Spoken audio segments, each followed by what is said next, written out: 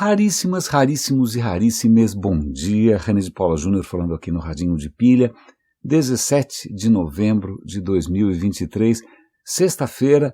Não sei se para você tá com cara de sexta-feira, com esses feriados todos, para mim tá super confuso. Ontem eu achei que fosse sexta-feira, ok, mas é sexta-feira e, como sempre, a gente encerra a semana com um pouquinho mais de liberdade para olhar para trás, olhar para frente, olhar em volta e tentar fazer conexões com um pouco mais de calma, porque tantos assuntos caíram no nosso colo nesses últimos dias. Alguns me empolgaram um pouco além da conta, outros eu acabei esquecendo e sentando em cima, mas essa questão para trás, para frente, em volta, em cima e embaixo é muito interessante, que é um bom gancho para chamar a atenção para um artigo extremamente interessante sobre futuro. Futuro, aquilo que está à nossa frente, aquilo que está adiante, certo? Depende. Depende porque não é toda cultura que enxerga as coisas dessa maneira. Por exemplo, um povo aqui na América do Sul, o povo Aymara, quando ele vai falar do futuro, ele aponta para trás. Quando ele vai falar do passado, ele aponta para frente.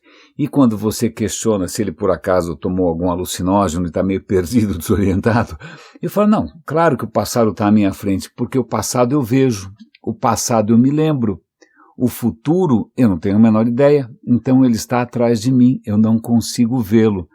Eu já tinha ouvido essa história há muito tempo atrás, se bem que atrás, na frente, bom, há muito tempo, não é? Mas esse artigo mostra que não é só essa tribo, esse povo original aqui da América do Sul, da região amazônica. Não, outras culturas também têm outros eixos para representar o passado e o futuro. Eu não tinha ideia, mas parece que alguns falantes de mandarim na China, a China é muito grande, né, eles quando falam do futuro, eles apontam para baixo, e quando eles falam do passado, eles apontam para cima. Eu acho que é nessa direção, eu já estou ficando um pouco confuso, não é mesmo? Quanto à questão costas e frente, o povo, parece que, se eu não me engano, um povo no Marrocos também tem uma coisa parecida, né? O futuro está atrás, o passado está na frente, e os Maori, que aliás é uma cultura extremamente interessante, ali na Nova Zelândia, etc. e tal, eles têm até uma frase, eu ando, né, confiante na direção... como é que é a história? Eu ando confiante de costas para o futuro e de frente para o passado. Ok, se você se sente confiante assim, mas é muito interessante para a gente pensar um pouco nessa questão toda de passado, futuro, aonde que está cada um, como é que a gente vê, qual é o peso que o passado tem. De repente é isso, de repente tem algumas culturas que o passado é muito mais sólido, muito mais importante, de repente tem culturas mais voltadas para o futuro. O mundo é grande, tudo é muito diverso. E eu comecei o dia assistindo a mais um vídeo do Yuval Harari, acho que por uma reportagem alemã, mas tá dublado em inglês, menos mal, não é? Mas é muito interessante, também um pouco doloroso, porque ele tem uma hora ali, justo no finalzinho, em que quando o Yuval Harari vai falar sobre o futuro da humanidade, ele faz uma microexpressão, uma careta ali que, se eu congelasse, eu assinava embaixo, porque algo me diz que no fundo ele anda tão pessimista quanto eu ando. Desculpem, gente, eu adoraria ser mais otimista. Vamos falar de otimismo em breve, vocês vão conhecer aqui mais uma mística importantíssima para o desenvolvimento da fé cristã e da literatura inglesa, Julian de Norwich, falaremos dela a seguir. Mas o que o Yuval Harari estava falando, e com muita propriedade, eu acho, é que a gente não deu valor, nós não valorizamos, a gente não percebeu, né? Mas a gente viveu algumas décadas de paz. Ok, não foi paz absoluta, teve conflito aqui, Iraque, Afeganistão, teve escaramuças, mas nada que se comparasse à Primeira Guerra Mundial, à Guerra dos 30 anos, à Segunda Guerra Mundial. Não, depois da Segunda Guerra Mundial, quando se começa a ter uma ordem mundial um pouco diferente, né, os Estados Unidos com um papel preponderante, tudo bem, tem a Guerra Fria, mas era um mundo com dois polos, o Império Soviético e o Império Americano, a coisa dá uma boa estabilizada, o Império Soviético desmorona, ufa, né? E aí praticamente é o Império Americano e você tem a ordem liberal global e você, em princípio, está usufruindo de uma tranquilidade que talvez tenha sido única na história humana. Talvez a gente nunca tenha passado tanto tempo sem ter medo de que uma bomba caísse na cabeça, sem ter medo que, bom, se bem que aqui se você mora em São Paulo, você tem medo de várias coisas. Mas, pois bem, isso passou. Isso infelizmente passou. Né? Talvez ele não menciona nenhum divisor de águas, para mim, pelo menos, eu sou de 64, estou com 59, para mim o divisor de águas foi quando as Torres Gêmeas caíram, porque aquilo, para mim, eu devia estar distraído, achando que estava tudo bem, que o futuro era brilhante, que a internet ia salvar o mundo, que eu estava trabalhando na coisa mais promissora e mais revolucionária da história humana, que era o digital. Aí quando as Torres Gêmeas caem, porque meia dúzia de terroristas internacionais queriam, né, fazer ali algum tipo de afirmação, custando a vida de 3.000 pessoas que tinham ido trabalhar como num dia qualquer, naquele momento eu falei, ups, eu acho que tem alguma coisa acontecendo. Bom, e desde então a coisa vem degringolando. Eu não vou fazer aqui uma análise da geopolítica mundial, do surgimento de novos polos, mas o que o Yuval Harari está colocando ali é muito interessante, perdão, garganta falhando um pouco aqui, é que estamos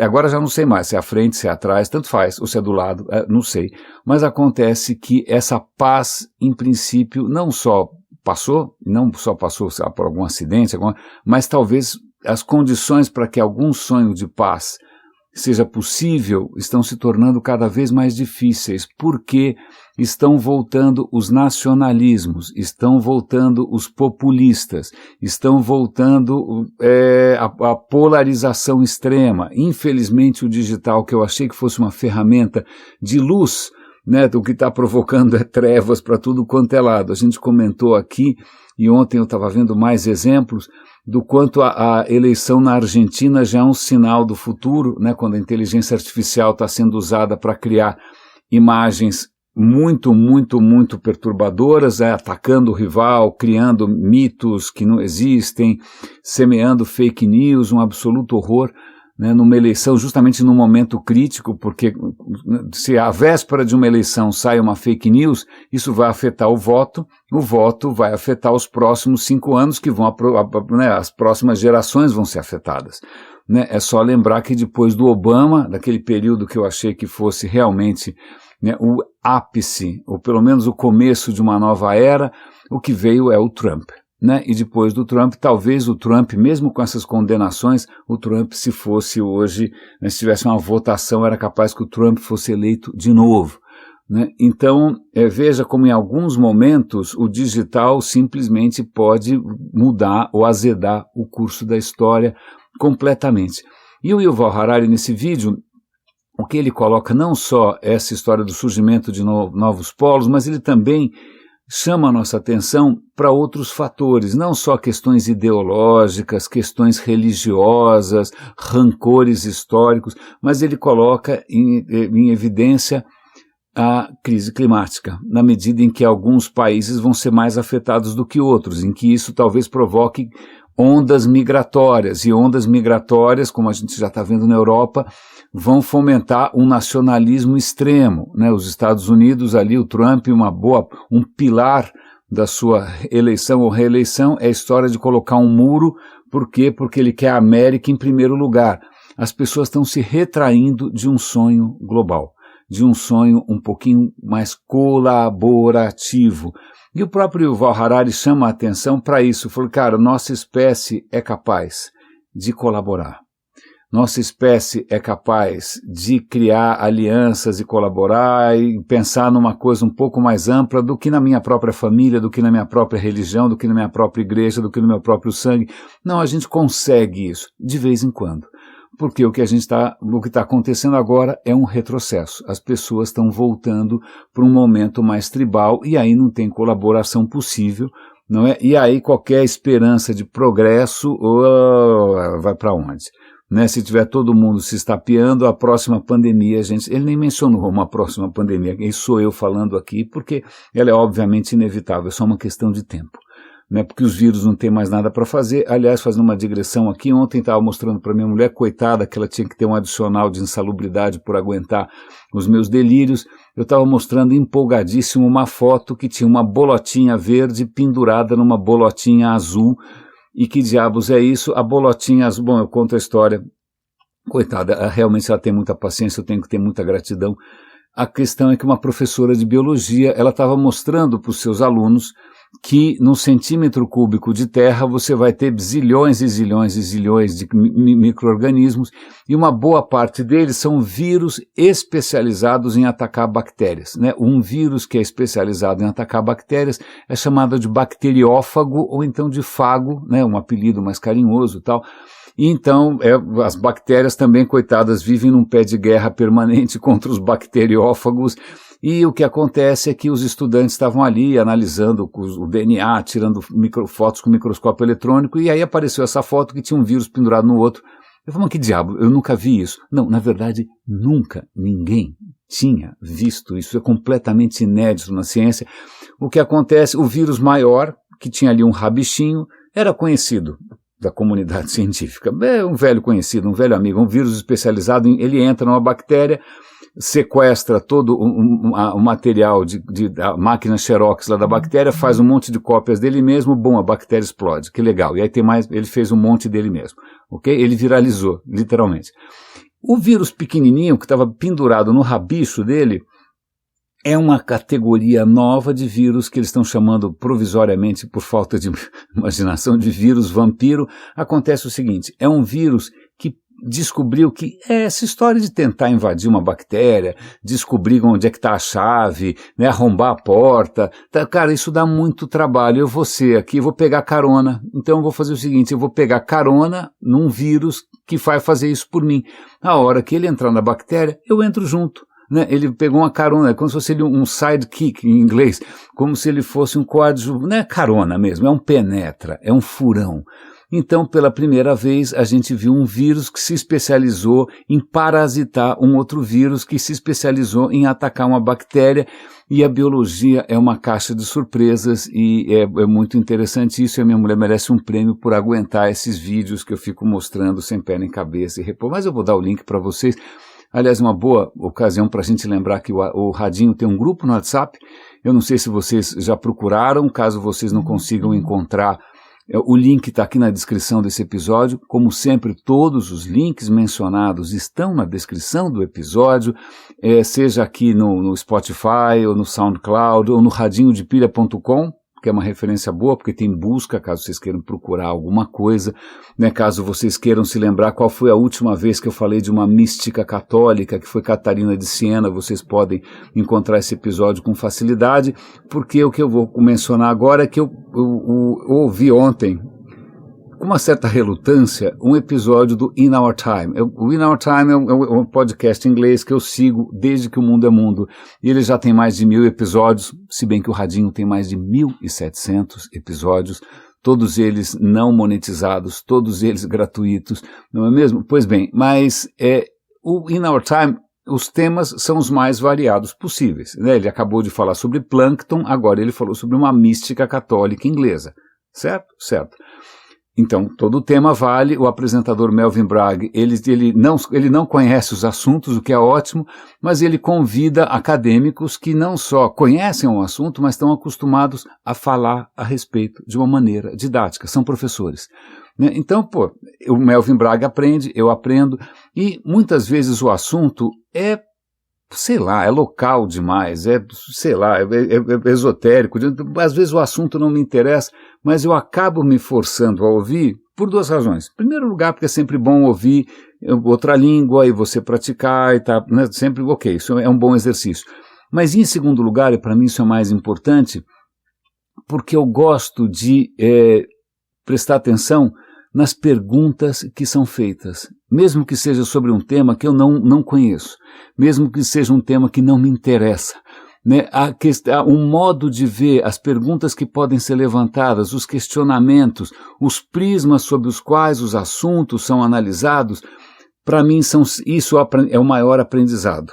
Né, aprender a fazer melhores perguntas, aprender a tentar descobrir conexões, para mim é um aprendizado mais perene, mais útil do que a própria informação em si, tanto que muitas vezes na hora aqui de conversar com vocês eu posso esquecer algum detalhe, mas pelo menos acho que a problematização, as perguntas que você faz, perguntas que eu jamais faria, né, e que de repente eu passo a incorporar isso no meu repertório, isso para mim tem sido um aprendizado bárbaro. Então vamos falar então de um assunto que não me interessa, mas absolutamente de maneira alguma, que é Juliana de Norwich, que, aliás, é extremamente interessante isso, porque serviu para aprender uma palavra nova. Isso também enriquece o seu vocabulário.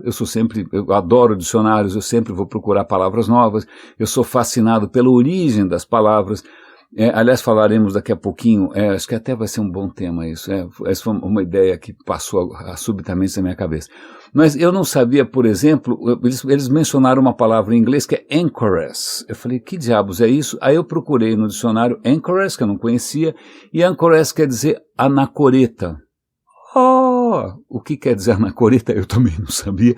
Anacoreta, veja bem, é um místico religioso que vive no deserto? Não, esse é um eremita, né? O eremita é o cara que vai lá para uma caverna e fica lá, que nem o cara que escreveu o Apocalipse. Aliás, eu não sei se você sabe, o Apocalipse foi escrito por quem foi? João? Eu nunca sei direito essa história, mas caso você vá à Grécia, você pode visitar a ilha onde esse cara morava, né? Você pode visitar a caverna onde esse cara escreveu essa história toda, e aí você começa a perceber que o cara devia ter algum problema severo ou alguma infecção gravíssima, porque o lugar é paradisíaco, você tem uma vista maravilhosa para o oceano ali da Grécia, é tudo absolutamente espetacular, e o cara estava imaginando o fim do mundo, e ele devia estar realmente muito doente. Então, ok, eu sempre tenho essa tese de que uma boa parte das ideias religiosas provê da insolação e da desidratação combinadas. Mas voltando para... Por que eu estava falando dessa história toda? Já sei. Então, esse é um eremita, ele pode, sei lá, morar no deserto, pode, sei lá, não sei onde ele pode parar. Mas o anacoreta é diferente. Anacoretas, eles precisam da permissão de um bispo para passar o resto da sua vida numa cela. Ok? Então é assim, você é um místico e você fala, olha, por favor, eu posso passar o resto da minha vida trancado num quarto?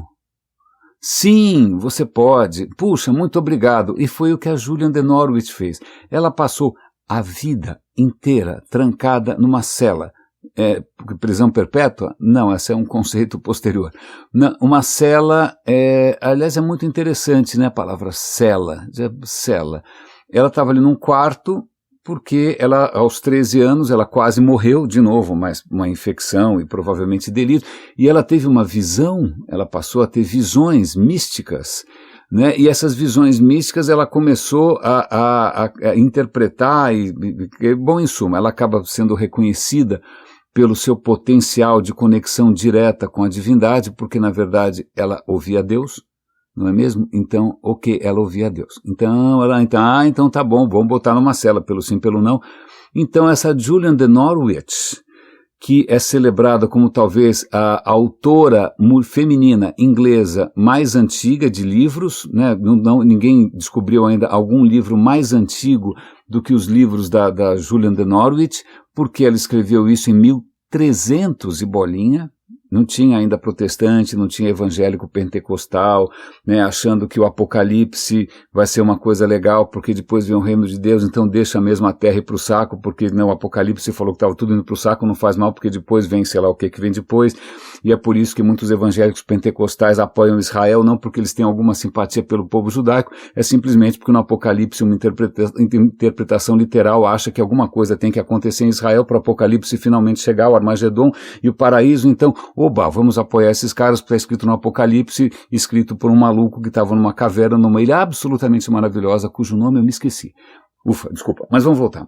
A nossa amiga Julian de Norwich, com seus vigorosos talentos de visão e audição, seja o que for, ela passa a vida trancada numa cela, ela escreve um primeiro livro, né, logo no começo da sua, sei lá, carreira relativamente estacionária, nunca saiu do lugar, mas ela escreveu um livro sobre essas revelações, e mais para frente, já mais 50 anos depois, ela viveu bastante, 70 e poucos anos, ela escreve um segundo livro com mais visões e com mais explicações, e aí você vai falar, e daí, que diferença isso faz, século XIII? Na verdade, os escritos dela ficaram meio que esquecidos durante séculos. O que acontece é que 1700 e bolinha, no século XVIII, algumas comunidades, aí imagina, isso já foi depois do protestantismo, do anglicanismo, aquela zona toda, algumas freiras católicas inglesas tinham ido para o continente, né, fugido de qualquer perseguição, e elas levam esses manuscritos e elas ressuscitam esses manuscritos, e aí todo mundo passa a conhecer, e passa ainda mais pelo fato de ela ser uma escritora mulher, falou, olha aí, estava faltando uma voz feminina na literatura inglesa, então temos aí Julian de Norwich. E é muito interessante, eu vou dar links aqui para citações da Julian de Norwich. Uma das citações, eu encontrei, eu vou dar o link para vocês, é uma citação num site otimista, é um site que se chama Optimism, seja lá o que for, em que tem uma citação da Julian de Norwich, que é muito profunda, que diz o seguinte, tudo ficará bem, e tudo ficará bem, e em todas as maneiras possíveis tudo ficará bem. Ok, obrigado. O que isso quer dizer? Não, na verdade são grandes ideias que ela acaba desenvolvendo na medida em que ela vai tentando interpretar as visões que ela tem, porque uma das visões, caso você procure no Google por Julian de Norwich, talvez ela apareça como uma mulher, não tem nenhum retrato dela viva, quem desenhou, quem pintou é fantasia, mas ok, então ela vai ser representada talvez com um gato. Ela tinha um gato, ninguém sabe, mas anacoretas tinham permissão de ter um gato, não para ficar fazendo cafuné no gato, mas porque, em princípio, os gatos comem ratos, né? Se você está numa cela, rato é uma companhia bastante provável, né? Então, ela pode aparecer com um gato ou ela pode aparecer com a mão aberta e uma avelã na mão. Aí você vai pensar, por que uma avelã? É só isso que ela comia? Ou o gato dela comia avelãs? Não, acontece que ela tem uma visão em que ela vê em cima da sua mão uma avelã. E essa avelã é muito frágil, ela está quase se esvanecendo, e ela falou, mas que é isso? Por que eu estou sonhando com uma avelã? Né? Será que Bom, em suma, aí ela teve o privilégio, né, de ouvir a explicação, Deus teria chegado e falou, olha, isso não é uma avelã, isso é o universo inteiro que eu criei. Você fala, numa avelã, tipo Big Bang, então, né?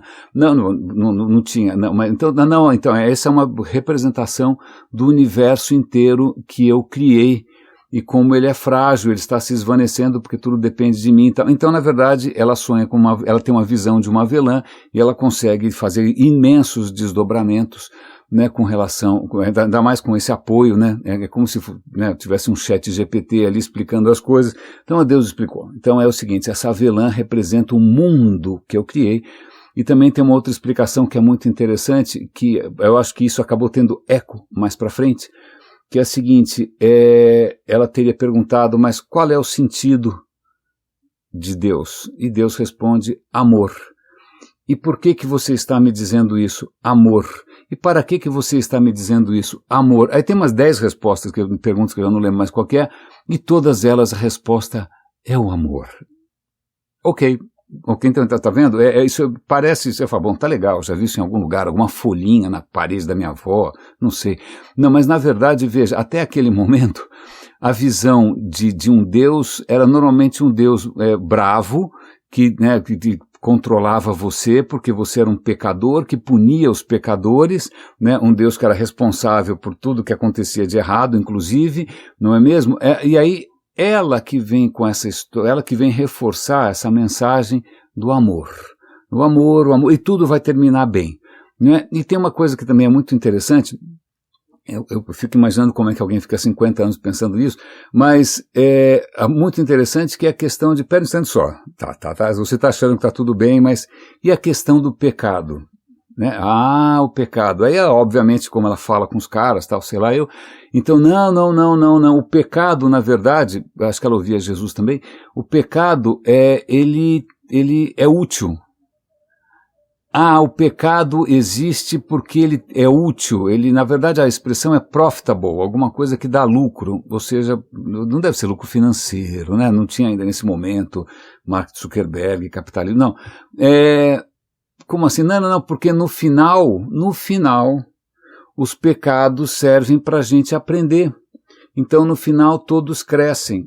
Ah, no final quando? Ah, bem no final, né? Bem. Então, quando ela fala no final tudo estará bem, é no final não pela sua perspectiva, porque essa moça tem uma noção muito clara, eu acho que também pela conversa aí privilegiada que ela tem, não é? Que existe o tempo dos homens, o universo visto pelos homens, e o universo e o tempo de Deus. Então, para o tempo de Deus, tudo vai dar certo no final, tudo se resolve, as desgraças, todas elas também têm um aspecto positivo, e eu acho que realmente ela devia estar numa cela muito confortável, se ela desse uma voltinha, não sei, se alguém contasse um pouco mais como é que andavam as coisas no século XIII, tinha peste negra, como é que você explica a peste negra de alguma maneira que seja proveitosa, não é mesmo? Quando cidades inteiras morrem de uma maneira tenebrosa, 1/3 da população europeia morre, e você vai achar que é claro, no final está tudo bem. Então, está tudo bem porque o amor é o amor, é o amor, é o amor, um raciocínio circular extremamente interessante. Então, pronto, agora eu vou dar para vocês links para vocês conhecerem um pouco mais dessa música, acho que acabou influenciando, não na época dela, mais para frente, quando ressuscitaram os textos dela, influenciando uma certa visão, né, da religião, da divindade, a história de que Deus é o amor, o mundo é perfeito, o mundo é lindo, no final vai dar tudo certo, se você não está vendo ainda, aliás, eu estou lembrando agora de um amigo que tinha essa mania, falou, olha, no final dá tudo certo, se não deu certo ainda é porque não é o final, né, o que é uma boa maneira de você tentar justificar algum atraso na entrega de algum projeto, tal, então é bastante útil. Então veja, isso nasce dessa moça que teve visões. Uma coisa que é interessante, que ela não é a única, eu já comentei aqui, Catarina de Siena, que também tinha visões, que ela inclusive, ela se viu casando com Jesus, tendo Salomão como testemunha e não sei quem, como, não sei, o Espírito Santo trazendo aliança, não sei, né? Também tinha uma tal da Birgit da Suécia, né, que também na mesma época tinha visões parecidas, e tem uma coisa muito comum, eu acho que a primeira visão da Julian de Norwich, quando ela está ali quase morrendo, né, entre a vida e a morte, ela tinha um crucifixo do lado da cama, que resolve sempre, e aí o crucifixo, quando ela olha o crucifixo, o Cristo, aquela coroa de espinhos, está fazendo com que a cabeça sangre, mas sangre em abundância, seja realmente um jorro de sangue. E aí, bom, eu não sei como você interpretaria você, de repente, vendo alguém sangrar de uma maneira caudalosa, mas ela percebeu nisso o amor. Isso era o amor, era a vida, não sei vida, ok, então ela enxergou vida nisso, e o amor, e o sangue é doce, e tem uma fixação nessas visões femininas na questão do sangue. A gente comentou aqui, a Catarina era fissurada pela questão do sangue, ela enfiou o dedo ali na ferida de Jesus e provou, e o sangue era de uma doçura inexplicável. Tem uma fixação por essa ferida no flanco, tem a fixação pelo sangue, tem a fixação pela doçura. Ok, então tá bom. Então vocês sintam-se apresentados a Julian de Norwich, né, vocês descobriram o que quer dizer anacoreta, simplesmente alguém que é concedido o privilégio de passar a vida inteira trancada numa cela, se bem que a cela dela tinha 2 janelinhas minúsculas, uma para olhar a rua, né, e algumas pessoas vinham lá pedir conselho. É sempre bom pedir conselho para alguém que passou a vida numa cela, a pessoa realmente tem bastante experiência de vida, né, e também tinha uma janelinha para ela ver o que estava acontecendo na igreja, porque a cela era dentro da igreja, ela conseguia acompanhar a missa, ou seja, o que for que estivesse acontecendo. Né, então você aprendeu o que é a anacoreta, uma coisa espetacular, e aí tem uma reflexão pequena que eu gostaria de fazer aqui, que é o seguinte: muito provavelmente 99% de chance que você esteja me ouvindo num celular, certo? De onde vem a palavra celular? Celular vem de célula, né? Porque a maneira como o sinal do celular é distribuído, ao invés de ser uma antena gigantesca, que nem aquelas antenas na Paulista, né, que transmitem FM a sei lá quantos quilômetros, não, são pequenas antenas que elas cobrem uma área pequena, né? E quando você sai dessa área, você de uma maneira bastante imperceptível, você é passado para uma outra antena, você vai passando de área de cobertura a área de cobertura. E como essas áreas de cobertura são mais ou menos fechadinhas, né, elas têm limites, foi pensado como se fosse uma célula. Uma célula, você é cheio de células, né? Trilhões de células, certo? Certo. Então, aliás, o que é uma célula? Pega uma célula humana, não, uma célula de mamífero, uma célula de qualquer criatura, que é muito parecido tudo.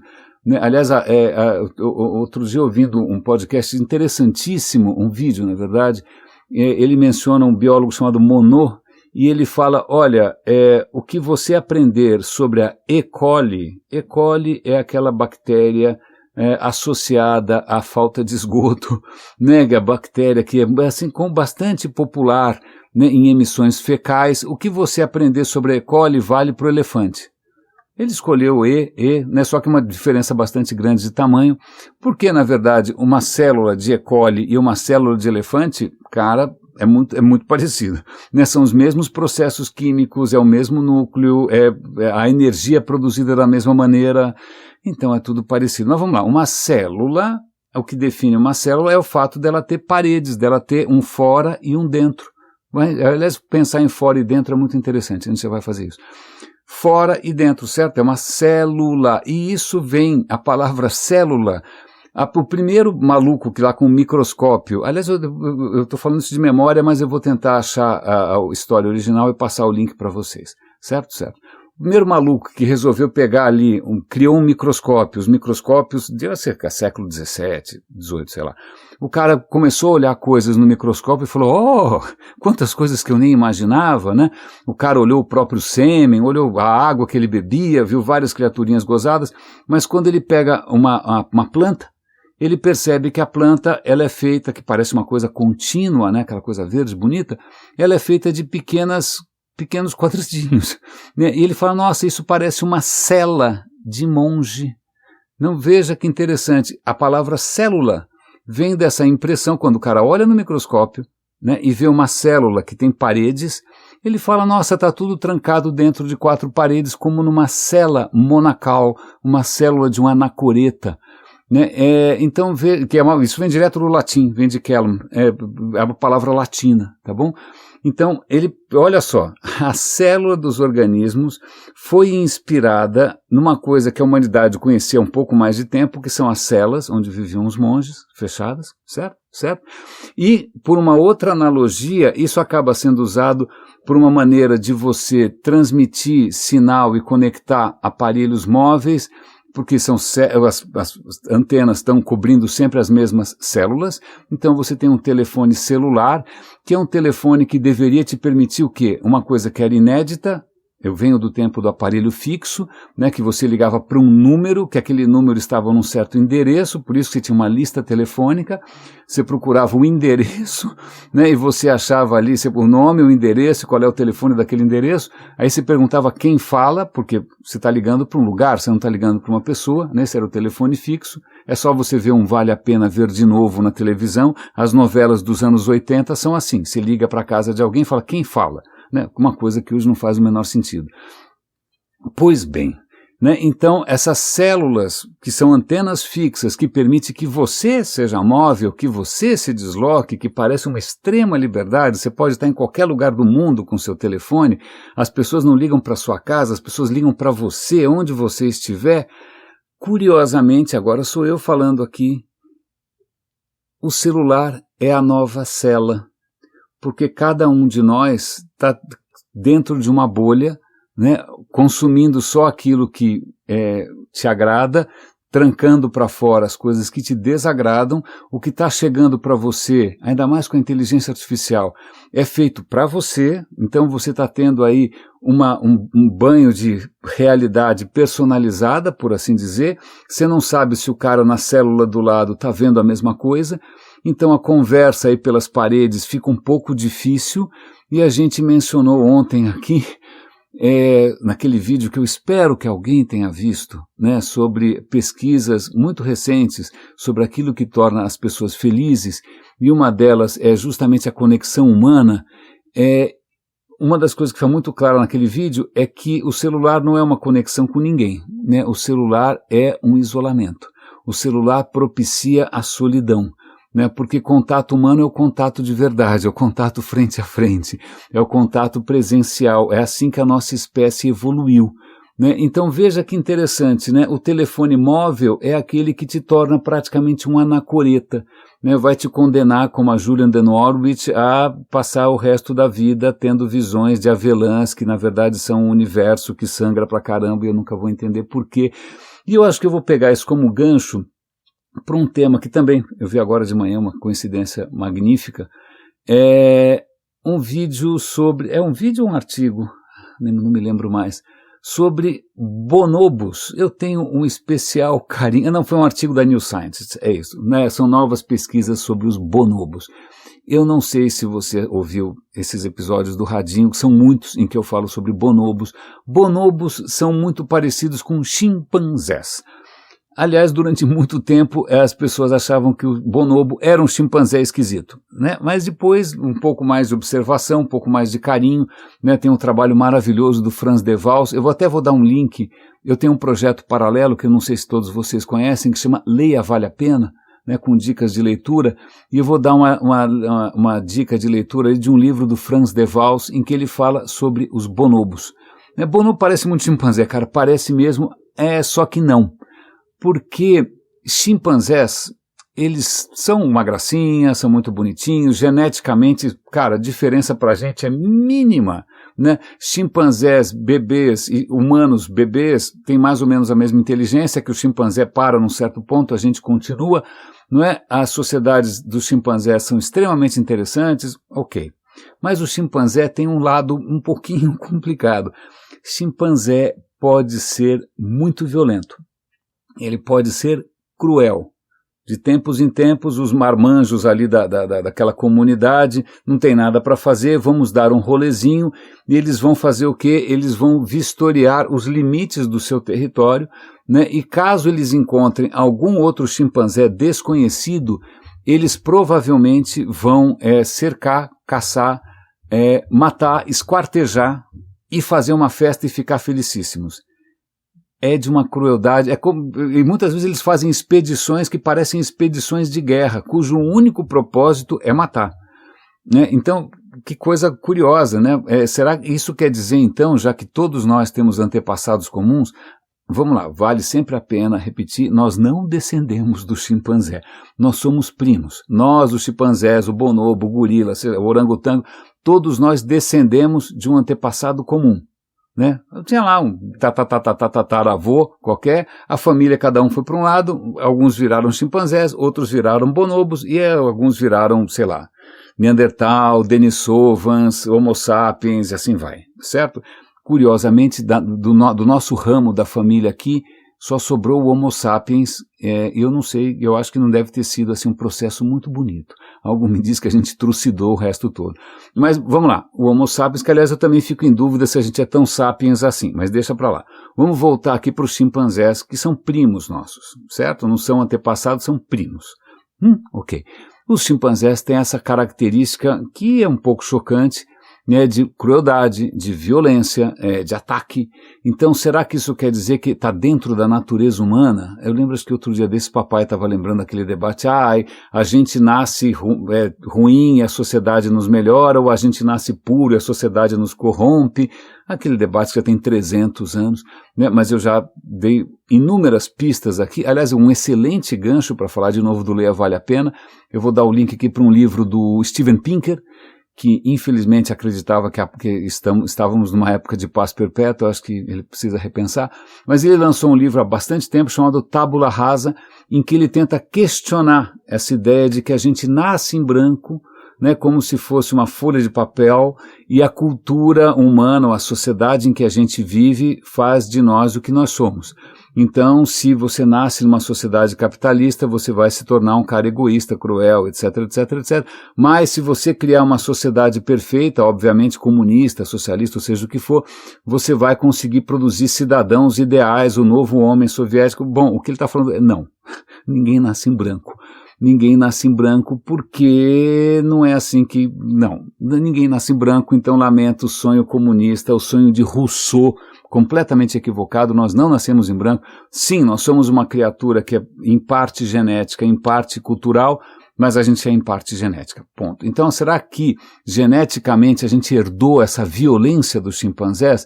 Será que os primatas, né, nosso lado primata, tipo o Dr. Jekyll e Mr. Hyde, aquele filme, aquele livro, na verdade, né, a gente tem um lado agressivo? Pois bem, os bonobos, e é isso que esse artigo mostra, eles são primos dos chimpanzés com uma pegada muito diferente. Eles, quando encontram outros grupos que eles não conhecem, ao invés de sair na pancadaria, eles se entrosam. Eles são generosos, eles, né, mesmo com outros bonobos que vêm de outros lugares ali no Congo, sei lá, tem bonobo para tudo quanto é lado naquela região, vem uma turma nova, cara, zero estresse, faz aqui, ó, vou fazer cafuné em você, vou dividir comida com você. Os bonobos têm um traço que é muito interessante, que é dessa abertura aos outros grupos, a colaboração, né, o altruísmo. Uau, engraçado, porque muitas vezes a visão que muita gente acabou herdando do darwinismo é que o darwinismo é egoísmo, é o mais forte sobrevive, é a luta do não sei do que lá, eu primeiro, America First, né, Bolsonaro, esses caras, isso sim é darwinismo, é o mais forte. Não, eu estou há muito tempo, essa é uma das missões do Radinho desde o começo, é mostrar que Darwin não falou nada disso, né? Inclusive, pelo darwinismo a gente percebe que a nossa capacidade de colaboração, né, que espécies que são sociais como a nossa, tem outras espécies sociais, cachorro, né, uma espécie social, né, a capacidade de colaborar, isso faz todo o sentido do mundo em termos de genética, porque se você está colaborando com alguém que tem uma genética parecida com a sua, você está ajudando que esses genes compartilhados sobrevivam, não são só os seus genes que interessam, o seu gene está para tudo quanto é lado ali, os seus vizinhos, os seus parentes também têm. Então por isso que a explicação, por isso que você protege os seus filhos tanto, né, numa escala um pouco menor você protege os seus irmãos, numa escala um pouco menor você protege os seus próprios primos, né, esse degradê aí de dedicação tem a ver com quanto você tem geneticamente em comum. Né, com os filhos você tem, imagina, uma grande parte do seu código genético, com um primo um pouco menos, mas mesmo assim o interesse de preservar esses genes faz com que a gente seja bacana, legal e pense na família, mas isso se esgota então só no nosso próprio grupo? Não necessariamente, porque inúmeras espécies mostram simpatia, carinho, cuidado, generosidade com espécies muito diferentes. A gente já falou aqui de orcas ajudando não sei quem, volta e meia isso aparece. Mas nesse estudo dos bonobos, isso fica claro. Os bonobos reagem de uma maneira completamente diferente dos chimpanzés com relação ao outro, né, aquele que é diferente. Eles abraçam, literalmente abraçam, metaforicamente também abraçam, né? E aliás, uma coisa que o artigo não menciona é que uma das características interessantíssimas dos bonobos é que enquanto os chimpanzés resolvem conflito na base da porrada e da dentada, né, aqueles dentes gigantes, os bonobos normalmente eles promovem o consenso ou o acordo através do sexo. Os grupos de bonobos são uma suruba permanente. Está todo mundo fazendo sexo com todo mundo, fêmea com fêmea, macho com macho, mais novo com mais velho, mais novo com mais novo. Cara, aquilo é um absoluto festival de sexo e orgasmos e carinho, e curiosamente são grupos cuja dominância é de fêmeas. O chimpanzé é uma sociedade estritamente masculina, os machos que são, né, os líderes. Nos bonobos são as mulheres, são as fêmeas. E curiosamente as coisas são resolvidas na base do amor. Não exatamente o amor da Julian Norwich, porque acho que trancada numa cela ela não tinha muita experiência com isso, mas o amor é o amor. Amor, sexo, carinho, abraço, a proximidade física, sem pecado, sem nada. E no fim, nesse caso, realmente a coisa sempre termina bem, sempre termina com todos gozando ao mesmo tempo, uma beleza, uma visão um pouco diferente, né, daquele maluco que escreveu o Apocalipse numa caverna. Bom, eu estou tentando lembrar como é que era o nome dessa ilha, mas não vem ao caso. Mas em suma, os bonobos são, eu gosto de lembrar dessa história dos bonobos, muitas palestras que eu faço, eu chamo a atenção para os bonobos, eu mostro fotos, né, eu conto as histórias, eu indico o livro, só para mostrar que a visão que a gente pode ter herdado, às vezes por razões ideológicas, às vezes por razões políticas, do que é a evolução ou do que é a vida, né? E nem vou falar aqui de visões de místicas trancadas no quarto, deixa pra lá, mas assim, de uma coisa um pouco mais moderna, um pouco mais científica, pode estar deixando de lado essa verdadeira essência. Sim, a colaboração, a tolerância, o afeto, né, a abertura para o outro, é isso que talvez esteja faltando, e eu volto aqui para o vídeo do Harari, é isso que ele está comentando, né, que quando a gente se abre, quando a gente cria canais de tolerância, canais de comunicação, o progresso acontece, a paz acontece, né, quando a gente se fecha e volta para o tribalismo, para a coisa cruel, para a coisa do outro que tem que ser banido, o que a gente tem é um retrocesso. Então veja, o Yuval Harari não falou dos bonobos, eu falo aqui dos bonobos. Aliás, eu vou encerrar essa história com uma coisa que aparentemente é inofensiva, é completamente sem pé nem cabeça, mas ursinhos de pelúcia. Mas que coisa fofa, né? Você talvez tenha, alguém te deu, você já deve ter dado para alguém um ursinho de pelúcia, mas a história dos ursinhos de pelúcia, ela tem um começo muito tumultuado. Como é que começa a história do ursinho de pelúcia? Eu acho que desde sempre crianças brincavam com bichinhos de mentira, de brinquedo e tal, mas acontece que um dos presidentes americanos, que é o Ted Roosevelt, que é aquele macho alfa, né, um grande caçador, um grande homem das armas e tal, ele foi caçar, e ele queria ter caçado ursos, não achava urso nenhum, estava tristíssimo, e aí de repente a equipe dele resolveu fazer uma graça, né? Todo poderoso sociopata, macho alfa, tem sempre um bando de puxa-saco em volta, é um fenômeno estranho, eu acho que entre os chimpanzés isso deve acontecer também. Falou, vamos deixar o cara contente, vamos encurralar aqui um urso, vamos amarrar esse urso na árvore, e aí pegaram um urso lá, conseguiram prender o urso, amarraram o urso na árvore e falou, olha, pronto, presidente, o senhor pode matar aqui o cara à vontade. E aí o cara falou, assim não tem graça. Assim não tem graça. Então, esse episódio ficou conhecido e um fabricante de brinquedos, acho que é de brinquedos, se eu não me engano, ele teve a ideia de fazer um urso de pelúcia e ele pediu licença para o presidente, ele falou, olha, eu vou nomeá-lo em sua homenagem, ele vai ser chamado Ted, daí que vem Teddy Bear por causa do Ted Roosevelt, certo? Que era um absoluto assassino, caçador, uma figura completamente fora aliás, felizmente tiraram a estátua dele em frente ao Museu de História Natural de Nova York, sinal que realmente essa postura do Ted Roosevelt já não é mais bem-vinda. Graças aos céus, obrigado, Senhor. Pois bem, então o Teddy Bear, você fala, que gracinha, um ursinho, que coisa linda. Não, isso foi recebido com horror, houve campanhas contra o urso. Por quê? Porque isso representa, sei lá, que a chacina de animais distraídos? Não, porque meninas têm que brincar com bonecas e com bebês para elas começarem a incorporar a noção da maternidade, porque a obrigação dela como branca cristã é colocar mais filhos no mundo para evitar o suicídio racial.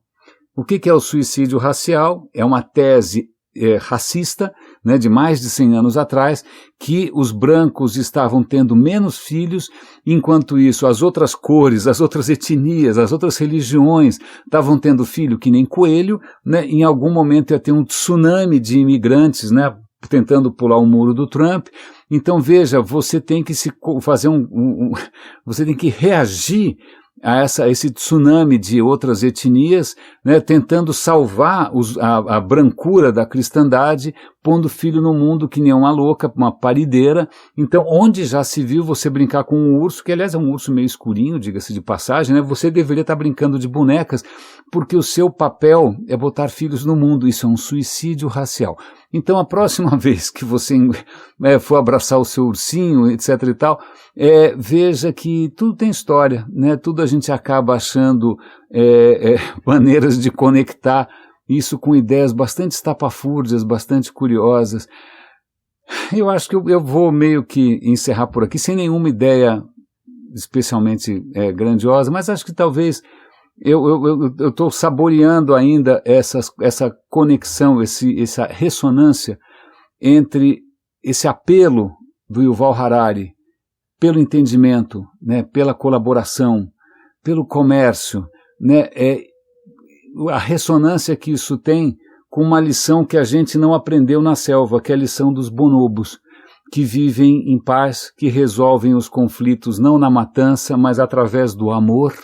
Não do amor, porque pelo visto o amor ao próximo não funcionou tão bem assim, mas vejam, nós temos esse potencial para colaboração, nós temos esse potencial para abertura, a gente ganha com isso, né? Nós não estamos fadados por algum pecado original, seja lá o que for, né? Isso é possível. A questão é se vai dar tempo ou se isso vai ser favorecido pelos algoritmos ou se o LinkedIn vai achar que você deixar de ser egoísta e só pensar no seu sucesso e na sua carreira, ou o Facebook achar que você vai deixar de ser um absoluto exibicionista e ficar esfregando a sua felicidade na cara de todo mundo, ou o TikTok, que também vai virar uma plataforma para você ficar babando o ovo num Olimpo de pessoas inatingíveis com uma vida que você jamais vai ter.